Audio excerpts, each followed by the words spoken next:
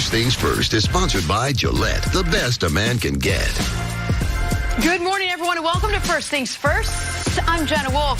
That is the very dapper Hall of Famer, Chris Carter. I know that because he's wearing a Hall of Fame jacket. Get to that in a second. This right here is Nick Wright. Looking great, Steve. I don't think you've ever worn that on the show. No, I haven't. Christine had an amazing tie with my other jacket, and then I knew I was traveling because I'm traveling today. My Hall of Fame jacket was there, and I saw, man, this is a nice match. Let me wear it, Hall of Fame weekend. So we'll do it, at least for the first segment. But that's where you're traveling to, the Hall of Fame weekend. Hall of NFL season starts tonight. First NFL game. Yep. Season number 100. Let's get it. Atlanta plus 2.5. Well, we've got a big NFL show for you today. Ezekiel Elliott and the Cowboys are reportedly nowhere near a new deal. Sean McVay says he cost the Rams a Super Bowl, but we're going to start with the team that won that Super Bowl, the New England Patriots. To the surprise of absolutely nobody, Tom Brady's at Patriots training camp this week. He is quite familiar with the daily grind there at camp. Brady, who turns 42 on Saturday, is entering his 20th season, fresh off his 6th Super Bowl ring. There's only one issue. He doesn't have a deal past this season. But has he done enough to earn an extension? Yes, that was an actual question. Guys, that's up for talk show debate. What do you guys think? Is it a big deal that he doesn't have a new contract at this point? I think in the world of sports, when you talk about one of the greatest players that's ever played the game and him not having a contract, I think it's a conversation. But as far as it being a big point, I don't think it's a big issue because I don't think it's a big issue with New England. Tom's not a guy that's consumed by money. Now, he makes a hell of a lot of money on and off the field, and his wife makes a hell of a lot of money, and God bless them for that. But Tom has made it a priority that he was going to allow New England for the last 7 years-ish to have the flexibility in the salary cap where he was going to be one of the best quarterbacks, but he wasn't going to be one of the highest paid. And that's one of the reasons why they've been able to be in 3 Super Bowls in a row at this point in his career. Now, how they spent that money, sometimes Tom wanted his friends. Going back to Wes Welker, he wanted money. Tom wasn't making a great deal of money as far as the top quarterbacks. They didn't sign him. Randy Moss wanted money. They didn't sign him. Now, last year, they gave him an incentive clause and Gronk one to entice them to be able to come back, and it worked because they end up winning the Super Bowl. But I'm not concerned because I don't believe New England's concerned. And when you trade Jimmy Garoppolo, which they did 2 seasons ago, ultimately you are going to have a quarterback issue. And then not only Jimmy Garoppolo, but Jacoby Brissett. They traded him to Indianapolis. Now, you're talking about ultimately, I think in the next 3 years, because I think Jacoby's going to be a starter in the NFL. So they traded away 2 starters who were the potential replacement for Tom Brady. So they said they're not worrying about it because Brian Hoyer is not the future of the New England Patriots. Now, if Brady was to get hurt, what would they do? The season would be over with. They would be stuck with Brian Hoyer. They can't run this offense with him.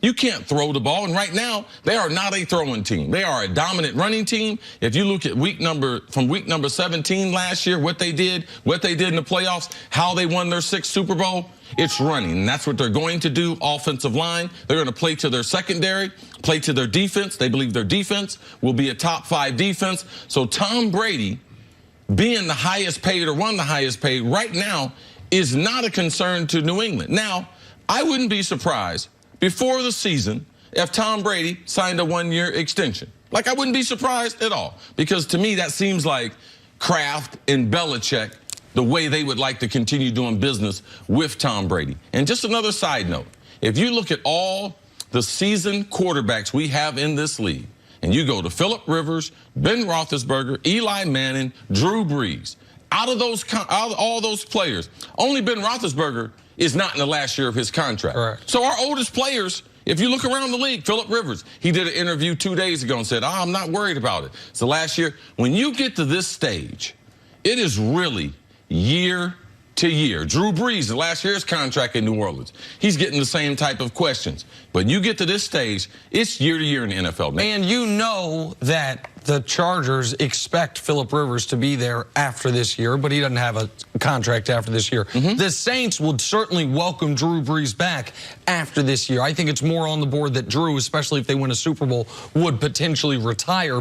And they have the best backup because they got Teddy Bridgewater. Right, who, by the way, also is not under contract after this year. The Saints got no quarterbacks under contract after this year.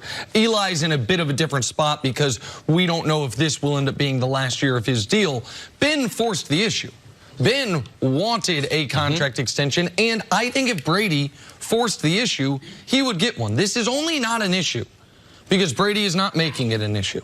This is only not an issue because Brady is doing one of the things that is first paragraph of the all-time greatest resume, which is always putting the team first, even if it's even just the slightest bit to his detriment. How long does Brady want to play till, Jenna? 45. Till he's 45. That means this year and 3 more. You know what Tom Brady would love to have?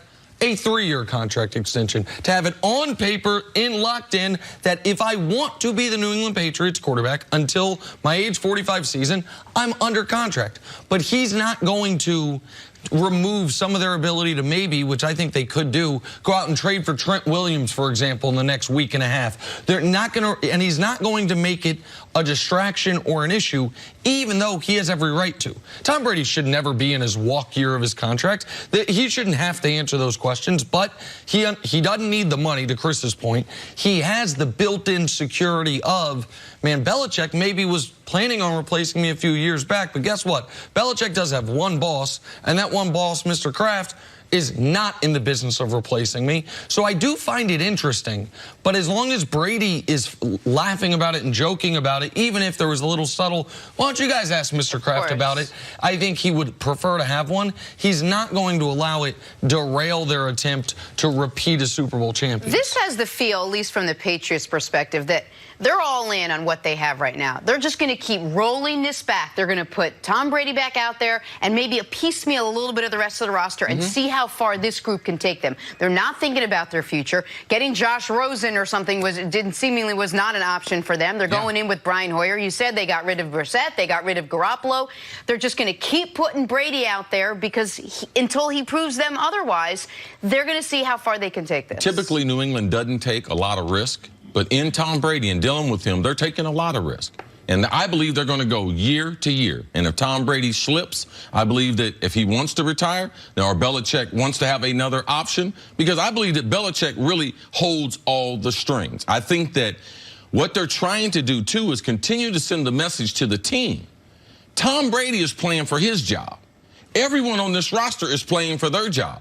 It's the corporate thing. Do your job. Tom Brady should be concerned about playing football this season, not concerned about long-term. And I believe New England, they might do something before the season starts to alleviate that. But from a corporate message standpoint, it's easy to get the message point when Tom Brady is the ultimate. He's the best player we've ever seen play, the GOAT, and he's compromising every single year. And the one other element is when you think about the backup quarterback for Tom Brady, Brady, along with that class of 04, has had unprecedented health throughout their careers. Brady had the one season where he got Bernard Pollard blew up his knee. Other than that, he plays all 16 except the year he was suspended. Eli never gets hurt. Phillip Rivers tore his ACL in a playoff game and didn't miss a game the following year. Drew Brees had the injury in San Diego before he went to New Orleans. He's been available. Big Ben gets dinged a little bit, but he's durable. So they have been unbelievable as far as the backup quarterback for these older quarterbacks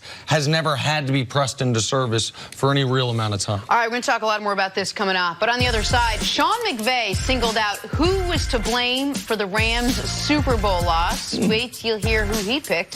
That's next on FS1, and you can always check us out on the Fox Sports channel. That's on Sirius XM. We're back right after this.